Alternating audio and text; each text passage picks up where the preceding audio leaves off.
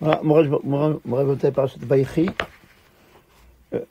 Première partie, donc on va reprendre toutes les lois, la suite des lois de Birkat Kohanim qu'on a arrêté depuis Parashat Vayechi, je pense que c'était le 24 novembre, pour laisser place à Hanouka et au jeune Distevet. Maintenant on reprend notre étude sur Birkat Kohanim, qui est très vaste, et que vous avez tous les détails, mais maintenant n'effacez pas, encore une fois je vous le dis, essayez de garder parce qu'il y a tous les cas de figure de Birkat Kohanim.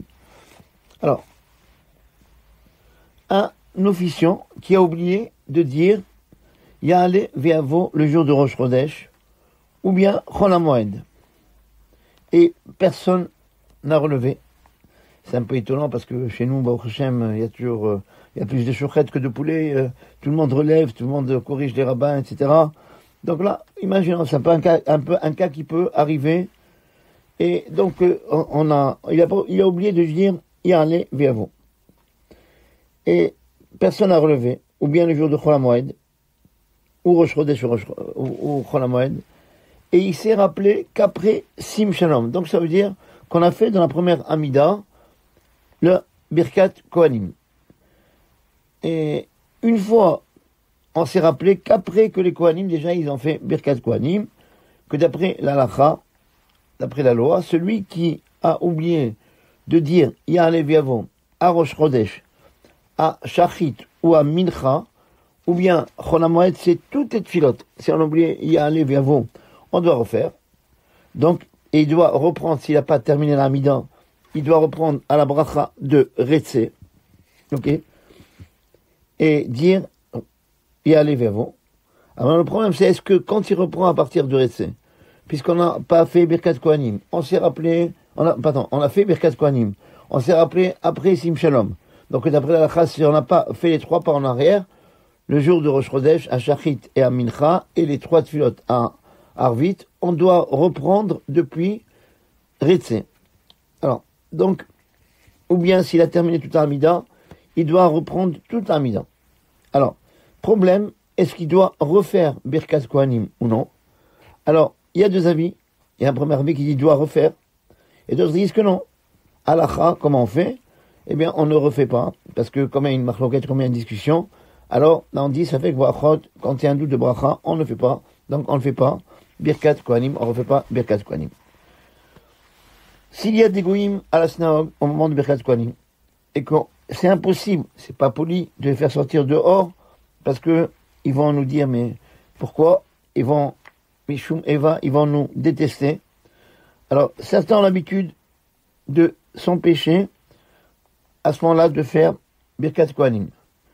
Mais, halakha, c'est mieux de ne pas tenir compte de ça, mais au contraire, enfin pas au contraire, les Kohanim, ils monteront sur l'estrade et ils feront Birkat Kohanim comme d'habitude, parce que quand ils bénissent que le clan d'Israël, que les bénis d'Israël. D'ailleurs, vous voyez dans la formulation de la bénédiction de Birkat Kohanim, Vetsivanu, que Dieu il nous a ordonné, les Varech et Amo Israël, de bénir son peuple d'Israël, Béava, avec amour. Donc, et les goïms qui sont à la synagogue, ils ne font pas écran entre les Kohanim et la communauté. Comme on dit les Chamim, comme on dit nos sages, que même s'il y a un écran en fer entre les bénis d'Israël et Hachem, eh bien, ça ne va pas interrompre. Donc, les goïms ne font pas d'interruption. On peut faire Birkat Kohanim tout à fait normalement. Et même si on ne peut pas les faire sortir, on fait Birkat Kohanim comme on a l'habitude de le faire. Un Kohen, que sa femme est Nida. Voilà. Et il n'a pas le droit, donc là c'est menstruation, ou là il a un écoulement, qu'elle est séparée de son mari. Il n'a pas le droit de s'empêcher de faire Birkat Kohanim. Il doit faire Birkat Kohanim normalement. Et même si il veut sortir de la synagogue d'une façon discrète, eh bien, il ne doit pas le faire. Et on ne doit pas tenir compte de ce qui est marqué dans le livre Amiktzorot qui dit, lui, que dans ce cas-là, il vaut mieux ne pas faire Birkat Kohanim. La halakha n'est pas comme ça. Même un Kohen qui a sa femme Nida, il a le droit de faire Birkat Kohanim tout à fait normalement. Certains ont l'habitude que lorsque les Kohanim descendent de l'estrade après la Birkat Kohanim, de leur dire Chazak ou Baruch, voilà, félicitations, comme on dit aujourd'hui. Oh, Ishar Kochacham, ou bien, voilà, très bien, on vous remercie. Eh bien, d'abord, il faut savoir que le mot Chazak ou Baruch, ça veut pas dire félicitations, ou bien je vous remercie, c'est pas une formule comme on connaît en France et tout ça, c'est pas une formulation comme ça de politesse. Chazak ou Baruch, ça veut dire que, en réalité, on sait que tous les mitzvot qu'on fait, la Torah, elle affaiblit la force de l'homme. Comme on voit dans Resh Lakish, quand il a vu Rabbi Yochanan ben Zakkai en train de se baigner dans le Jourdain, alors il a pensé que c'était une femme, donc il a voulu la rejoindre. Et quand il est arrivé devant Rabbi Yochanan, c'était Resh Lakish, c'était le premier des brigands. Le premier du hit parade des brigands, imagine un peu. Voilà. Et c'est de lui qu'on parle beaucoup de fois dans le Talmud. Et que, quand il est arrivé devant Rabban Yochanan ben Zakkai, il a été surpris. Il a vu que c'est pas une femme. C'est pas une belle femme, c'est un bel homme. Voilà. Et donc, il était déçu. Rabban Yochanan ben Zakkai lui dit, sache, Resh Lakish, que j'ai une sœur qui est plus belle que moi. Vous savez, on voit que c'était toujours l'habitude que les frères marient leurs sœurs. Voilà. J'ai une sœur qui est encore plus belle que moi. Alors, si tu acceptes de faire la Torah, de faire la mitzvah, d'étudier la Torah, eh bien, je te donne comme épouse. Et Resh Lakish, il a accepté. Mais maintenant, quand il a voulu sauter, comme il a fait le Jourdain pour retourner, eh bien, il n'a pas pu. Et pourquoi? Parce que c'est marqué, la Torah, elle affaiblit l'homme. Elle affaiblit la force de l'homme. C'est pour ça que ça a été donné au Bnei Israël, que c'est avec toute notre force à nous, il y en aura. C'est seulement parce que la Torah, elle nous affaiblit. C'est pour ça que il n'a pas pu retourner. Et donc c'est de là que vient l'habitude que quand quelqu'un il monte dans Sefer Torah, on a peur qu'il perde ses forces. Et c'est pour ça qu'on a encore l'habitude de lui dire Chazak, sois fort et sois béni par Hachem. Que tu aies la force et la bénédiction. Parce que tu ne vas pas. Chazak ou Baruch, ça veut dire n'essaye pas d'employer ta force. Pourquoi? Pour faire le mal.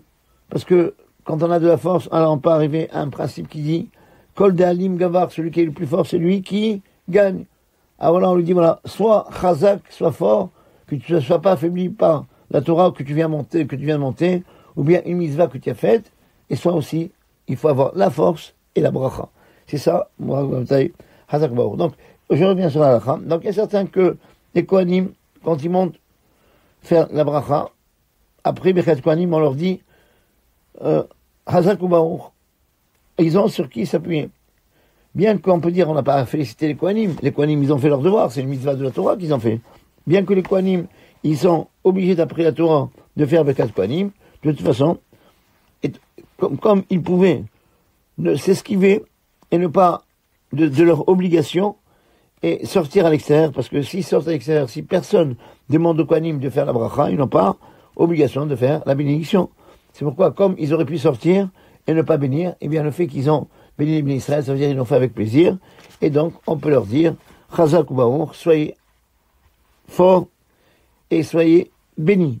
Bien qu'ils n'ont fait que leur devoir, ils auraient pu ne pas le faire, et c'est pour ça qu'on leur dit Chazak ou Baruch. Voilà.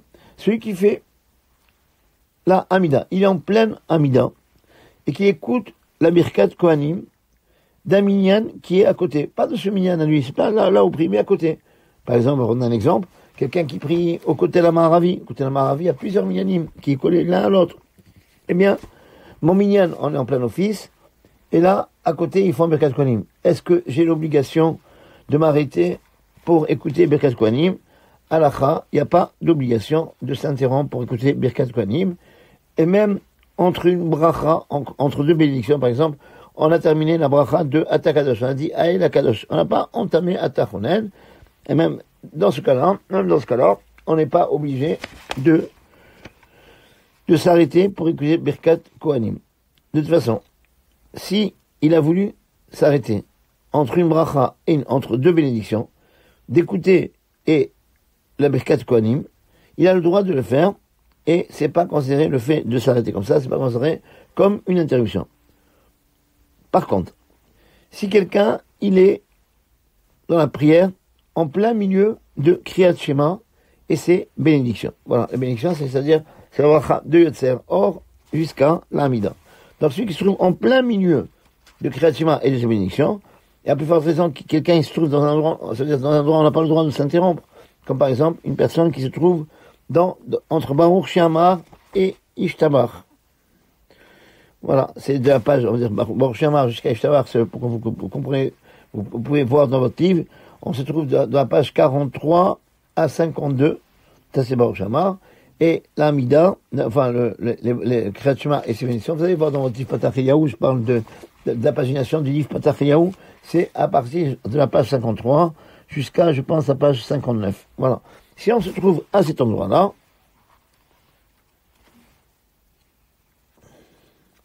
c'est bien de s'arrêter entre les paragraphes pour écouter la Birkat Kohanim. Là, on parlait tout à l'heure, donc pour que ce soit clair, on parlait tout à l'heure de l'Amida. Il n'y a pas d'obligation. Et s'il a envie de le faire, c'est bien. Pourquoi pas? Mais en tous les cas, entre Kriyat Shema, si on se trouve dans la prière, dans le minyan, notre minyan, on se trouve de Baruch She'amar jusqu'à Ishtabach, ou bien de Yotzer jusqu'à proche de la fin de l'année, parce qu'à la fin des brachot, quand on arrive à Baruch Hashem Gal Israël, on n'a pas le droit de s'interrompre, parce qu'on doit attaquer tout de suite l'Amida. On verra plus tard peut-être, mais en tous les cas, si on se trouve avant, c'est bien de s'interrompre pour écouter du minyan à côté, Birkat Kohanim, et après que toute la communauté, elle continue la suite. Voilà. Autre chose importante qu'il faut savoir, on arrive à Botaï.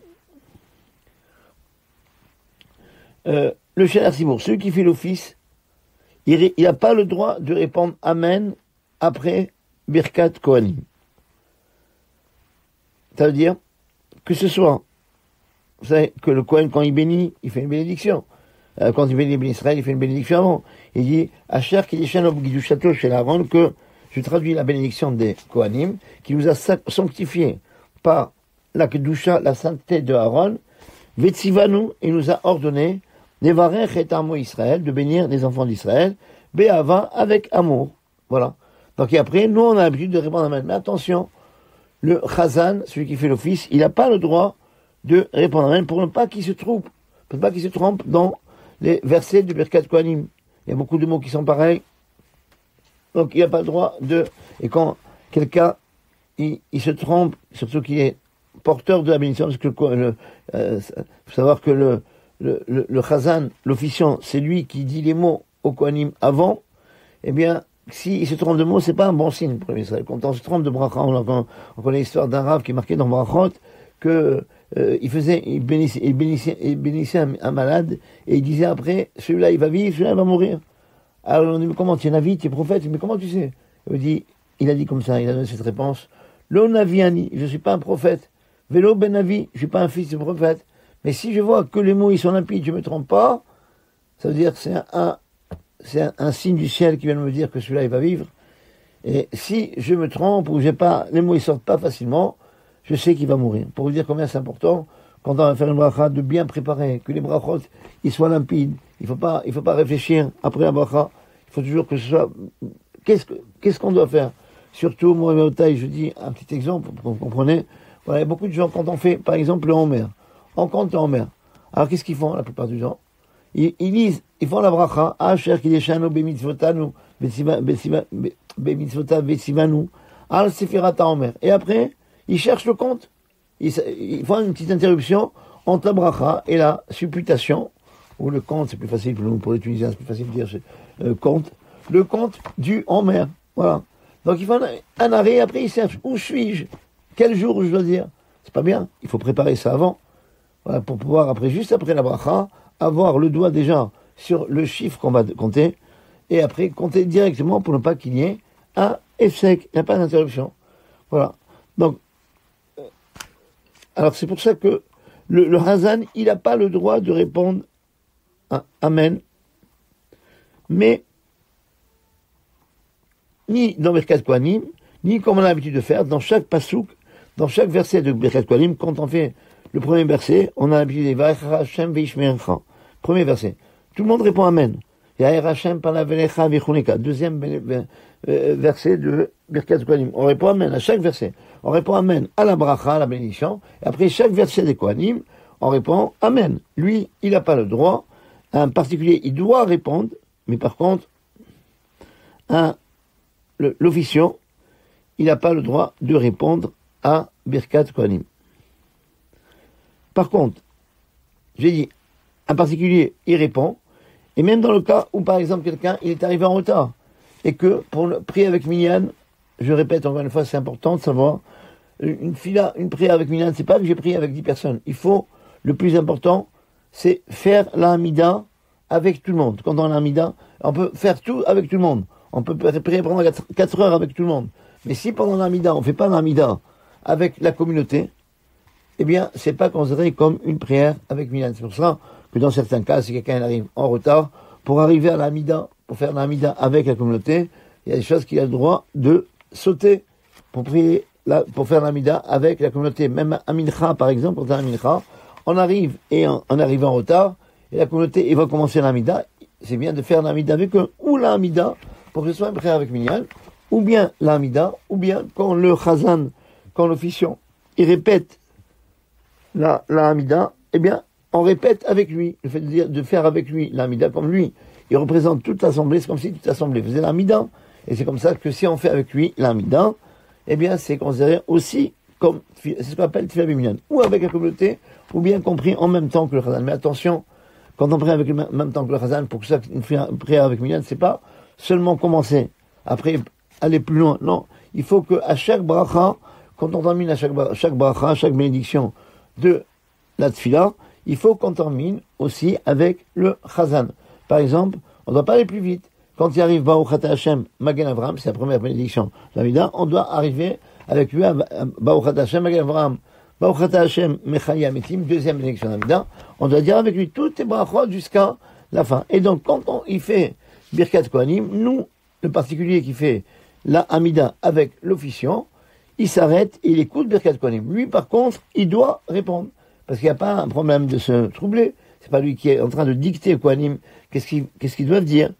Donc, c'est pour ça que quelqu'un en particulier qui fait la Hamida avec l'officiant ne répond pas, ni Amen, à plusieurs raisons qu'il n'a pas le droit de répondre Baruch Hu Baruch Shemo quand on dit Baruch Ata Hashem. Il ne doit pas répondre aussi à chaque verset, il ne doit pas dire Amen, mais par contre, celui qui est dans la Hamida avec l'officiant, eh bien, celui-là, il doit répondre Amen à la bracha, il doit répondre Amen après chaque verset, mais par contre, il n'a pas le droit de répondre Baruch Hu Baruch Shemo après le nom de Hachem, que ce soit dans la bénédiction ou bien dans chaque verset de Birkat Kohanim. Par contre, donc pourquoi? Parce que pour ne pas le troubler, parce que vous savez, dans Birkat Kohanim, il y a beaucoup de mots qui sont pareils, après une bifurcation, on change. Par exemple, on a le mot de Hachem dans la bracha, dans la première verset. Il va être Hachem. Après, il y a Hachem. Donc, il y a 2 fois, par exemple, et le troisième verset, Issa Hachem. On a 3 fois le nom de Hachem, et la bracha aussi, c'est Baruch Ata Hachem. Comme il y a le nom de Hachem de partout, on a peur que le Kohen, l'officiant, que lui, il doit dicter au Kohen, pour ne pas qu'il se trompe, d'ailleurs, une des raisons, c'est ne pas qu'il se trompe, eh bien, on a peur que si il va répondre autre chose, on a peur qu'il se trompe. Par exemple, il a dit Vaïch Hashem, et il pense qu'il est à le deuxième verset, il va dire Vichuneka, ok, à la place de Vishmerecha. Alors c'est pour ça qu'il répond pas. Par contre, des fois, il y a beaucoup de communautés que quand il y a par exemple une bar mitzvah, ou bien il y a un mariage, ils ont un chazan, qu'on appelle un chazan, qui a une belle voix, ok, ou bien voilà, et donc qu'est-ce qu'on fait? On a l'habitude comme ça, et c'est permis d'après la halakha, que la personne qui fait la répétition de l'amida, ce qu'on appelle le chazan, il s'arrête, il dit Atov Shimcha ou le Chana Eliodot avant de commencer Birkat Kohanim, et après Birkat Kohanim il s'arrête et on donne la Birkat Kohanim à quelqu'un qui a une belle voix. À ce moment-là, comme c'est pas le chazan qui fait Birkat Kohanim, c'est pas lui qui dicte Kohanim, dans ce cas-là, il répond comme le particulier qu'on a dit tout à l'heure. Il doit répondre à chaque fin de verset Amen, mais il répondra pas toujours Baruch Hu Baruch Shemo. Par contre, celui qui a une belle voix, on va appeler le cantor, qui chante bien, voilà, il sait chanter, que lui, il dicte les mots au Kohen, c'est dans ce cas-là, lui qui n'aura pas le droit de répondre ni la bracha, ni Baruch Hu Baruch Shemo, ni Amen. C'est celui qui, en résumé, c'est celui qui dicte au Kohanim les mots, c'est lui qui n'a pas le droit de dire les Baruch Hu Baruch Shemo et Amen. Le Hazan, lui, il n'a pas le droit de répondre Baruch Hu Baruch Shemo, mais il répond Amen. Celui qui est, je répète, donc celui qui est on a dans l'Amida, au même niveau que le Hazan, que l'officiant, à ce moment-là, il répond aussi que Amen et pas Baruch Hu Baruch Shemo.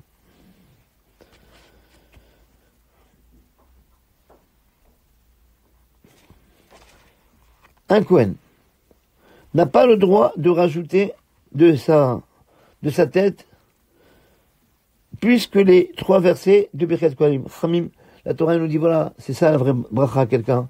Hachem, que Dieu il te bénisse avec des enfants. Il faut faire un cours sur Birkat Kohanim pour comprendre le sens. Il te bénisse avec des enfants. Vishmecha, qui te les garde. Le tout, c'est pas avoir des enfants. Il faut pouvoir les garder, qui vivent jusqu'à le plus longtemps possible. Ou bien certains expliquent, et ben, Hachem, que Dieu, il te bénisse, Bébamon, avec de l'argent, mais il te garde, pas tu gagnes, tu as une somme d'argent, une grande somme d'argent, et que tu vas trouver un brigand qui va te dire, la bourse ou la vie, que Dieu te donne de l'argent, mais qu'il les garde, voilà.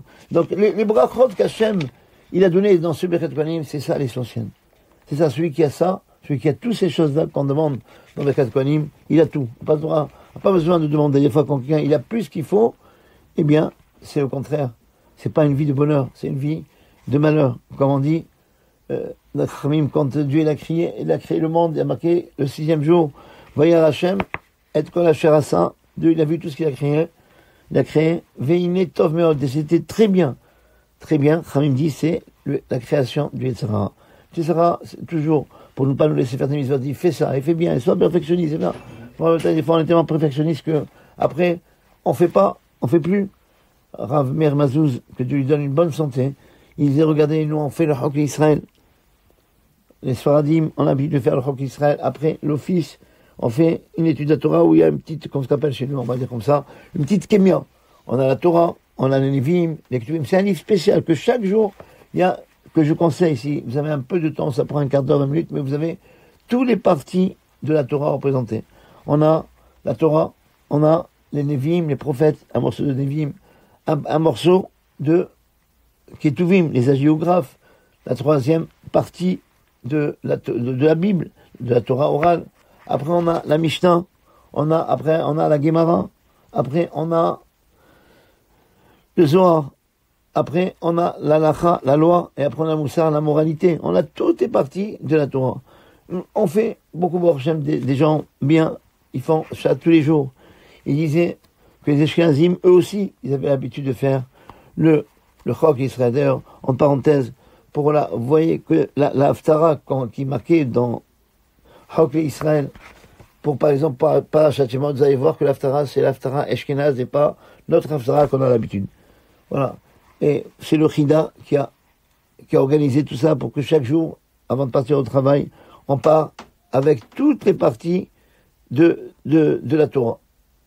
Torah, Nevi'im, Ketuvim, Mishnah, Gemara, Zohar, Halacha et Moussar. 8 parties de la Torah. Voilà. Et donc, ils faisaient aussi comme nous. Mais le problème, ils étaient trop perfectionnistes. Ils voulaient comprendre chaque mot de la Mishnah. Finalement, le Chok Israël leur prenait 1h30 ou 2 heures. Finalement, qu'est-ce qu'ils ont fait? Ils ont abandonné. Quand on veut trop bien faire, des fois, c'est pas bien. Il faut avoir toujours le Derech HaMemutza, le chemin moyen. C'est ça le chemin. C'est quoi? Il faut savoir doser dans la vie. Comme dit le Rambam, il faut pas qu'un homme y soit ni généreux, ni qui gaspille son argent, ni gaspillard, ni avare. Ni avare, ni gaspillard. Alors il doit prendre toujours le chemin moyen. C'est quoi le chemin moyen? Entre avare et gaspillard, c'est quelqu'un qui est généreux. Il faut être généreux. Voilà. Toujours. Il faut prendre toujours le chemin moyen. Donc on n'a pas le droit de rajouter d'autres psukim. On n'a pas le droit. Il doit dire ce qu'on va demander de dire. Il ne va pas dire plus. On va l'amida comme ça, quelqu'un qui était dans Masechet Brachot, dans le traité Brachot, on voit que quelqu'un, il a voulu faire plus d'éloges à Dieu, qui sont marqués dans le texte. Il a dit Ael, Agadol, Agibor, Veanora. Après, il a continué. Dieu, le grand, le redoutable, etc. Et Azou, celui qui est aimé, celui qui est chéri, Ahaouv. Et avec plusieurs. Et l'autre, il y avait un rave qui était là-bas. Je vais mettre Mechila, mais j'ai pas des fois. J'ai une très mauvaise mémoire sur les prénoms et d'ailleurs sur les voitures aussi. Je suis monté dans une voiture toute ma vie, je me rappelle pas. Voilà. Et donc, et il disait plusieurs qualificatifs de Dieu. Il dit, ça y est, tu as terminé tous les qualificatifs de Dieu. Il n'a pas autre chose. Le fait de dire plus que les Chachamim, eh bien, tu ne peux que les diminuer parce qu'il n'a pas que ça, il a encore plus. On ne peut jamais s'arrêter. Mi Malel Gevorot Hashem, qui est-ce qu'il va dire tous les louanges de Dieu? On ne peut pas lui donner tous les éloges. Alors il faut s'arrêter à ce que les Chachamim ont fait. Pour Birkat Kohanim, c'est pareil. La vraie bracha, c'est ce que la Baruch Hu nous dit. C'est quoi un homme béni? C'est avoir les trois choses. C'est pour ça que c'est important de comprendre Birkat Kohanim. Un jour, si Dieu nous voit là, il faut qu'on fasse un cours sur chaque verset de Birkat Kohanim pour comprendre qu'est-ce que les Kohanim ils nous donnent comme élection pour savoir. C'est pas savoir qu'est-ce que les Kohanim ils nous bénissent. Savoir c'est quoi les choses essentielles dans la vie que si on les a, on a tout. Voilà. Alors, donc.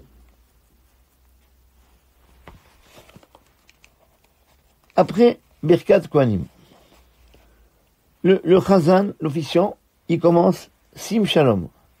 Et là, à ce moment-là, quand on a fait, parce que, rappelez-vous, les Kohanim, ils ont le visage au début pour faire la bracha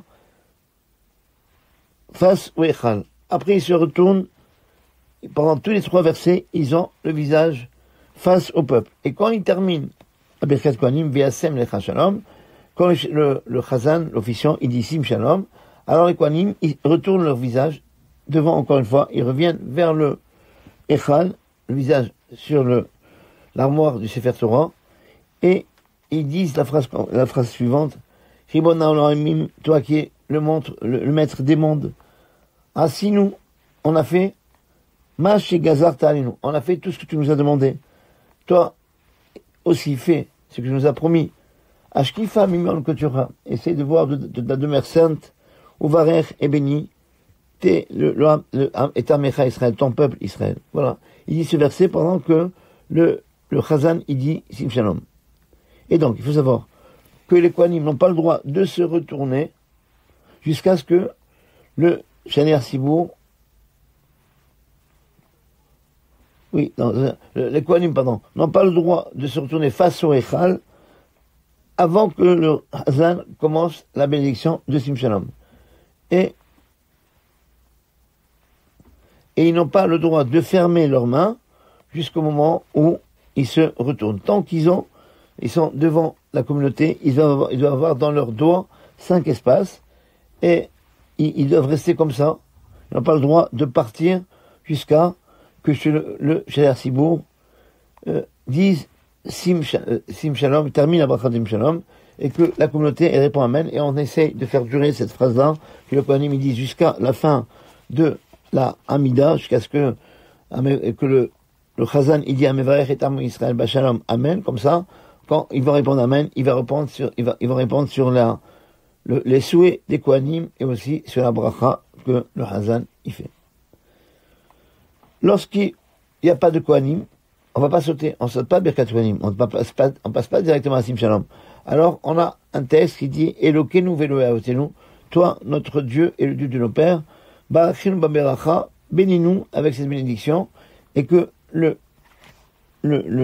la communauté, on a dit que c'est obligé d'être debout pendant le Birkat Kohanim, et même dans le cas où on dit ce texte-là, cette formulation, il faut que la communauté soit aussi debout.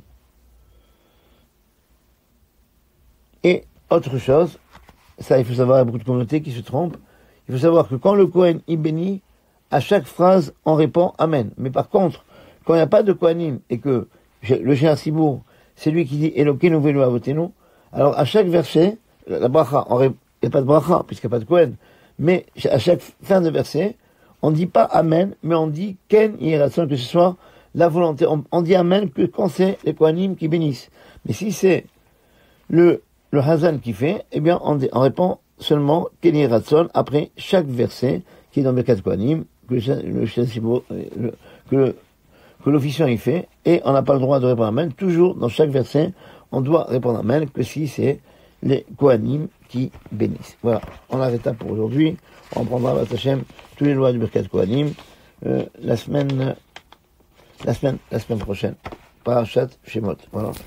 Et voilà, c'est bien de parler de ça aujourd'hui. Mais au prochain, on a repris ça aujourd'hui parce que c'est une semaine de brachot, c'est la semaine où Yaakov Avinu, il a béni tous ses enfants et ses petits-enfants. Voilà, qu'on ait que des brachot et que on ait la paix de partout, dans notre maison, dans les Israël et dans tout le monde, et que, parce que nous, c'est notre aspiration, avoir toujours le shalom, c'est la plus grande bracha qu'un homme peut avoir. C'est ce que la mitzvot. À la semaine prochaine.